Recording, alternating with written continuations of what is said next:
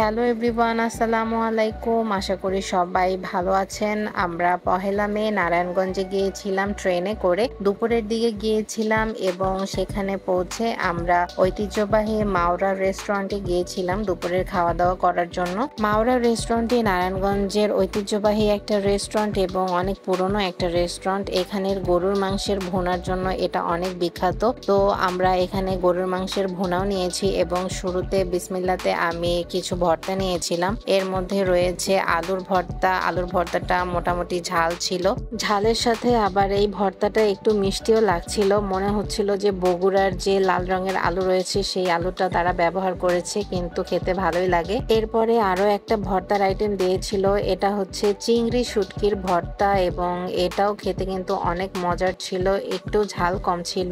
আমি কিন্তু প্রচুর পরিমাণে ঝাল খেতে পারি এবং এই ভর্তার আইটেমগুলো দিয়ে আমি অর্ধেক পরিমাণ ভাত খেয়ে ফেলেছি এবং অনেক মজার ছিল। এরপরে আমি লাউয়ের তরকারি নিয়েছিলাম এবং লাউয়ের তরকারিও অনেক ভালো ছিল, মজার ছিল। এর সাথে পানি ডাল নিয়েছি, তারপর পুঁই শাক নিয়েছি। এরপর আপনাদের ভাইয়া গরুর মাংসের ভুনা নিয়েছে। আমরা একটাই নিয়েছিলাম কারণ অনেক তরকারি ছিল, ভর্তার আইটেম ছিল, এত আইটেম একসাথে আসলে খাওয়া যায় না। এরপর আমি গরুর মাংস নিলাম এবং টেস্ট করে দেখলাম গরুর মাংসের রান্নাটা ভালোই লেগেছে আমার কাছে এবং মশলাটা অনেক ফ্লেভারফুল ছিল। কিন্তু মাংসটা যদি আরো বেশি সিদ্ধ করা হতো তাহলে খেতে আরো বেশি সুস্বাদু লাগতো। এক বাটি গরুর মাংস আমরা নিয়েছিলাম প্লেটে। এরপরে আমরা আরো অল্প কিছু চাইলাম এবং এই সব হোটেলে কিন্তু অল্প কিছু চাইলে আবারও তারা দিয়ে দেয়। সব শেষে আমি পানি ডালটা নিয়েছিলাম, কিন্তু পানি ডালটা অনেক পাতলা ছিল, তো আমার কাছে অত বেশি ভালো লাগেনি ডাল। আমাদের খাওয়া প্রায় শেষের দিকে। এই হোটেলের ভিতরে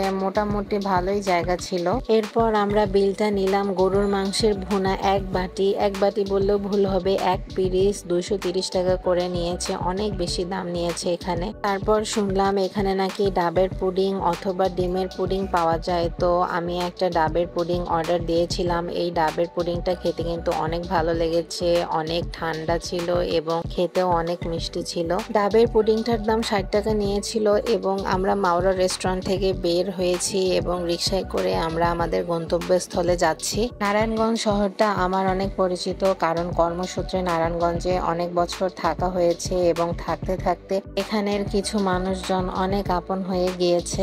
নারায়ণগঞ্জে গেলে আমরা জাহাঙ্গীর এবং হেলাল ভাইয়ের সাথে সবসময় দেখা করি, তাদেরকে আমরা এত ভালো জানি এবং তারাও আমাকে অনেক ভালো জানে, যা কাউকে বলে বোঝানো যাবে না। এরপরে আমরা গিয়েছিলাম ফারজানা আপুর বাসায় এবং আমাকে দেখে আপু একদম সারপ্রাইজড হয়ে যায়, কারণ আমি তাকে বলিনি যে আমি আসবো। ফারজানা আপুর বাসায় অনেক মজার মজার খাবার খেয়েছি। আপু অনেক যত্ন সহকারে আমাদের জন্য এগুলো বানিয়েছিল এবং আমার জন্য স্পেশালি চা বানিয়েছিল, কারণ আপু জানে যে আমি চা খুব পছন্দ করি। এরপরে আমাকে আচার খেতে দিয়েছিল, এটা আপু নিজে বানিয়েছে। ফারজানা আপু, ভাইয়া এবং মামনিকে দেখতে গিয়েছিলাম এবং তাদের সাথে দেখা করে তারপর নারায়ণগঞ্জ কালীরবাজার মার্কেটে গিয়েছিলাম কিছু কেনাকাটা করার জন্য এবং কেনাকাটা করে আমরা আবার রেলওয়ে স্টেশনে চলে যাই।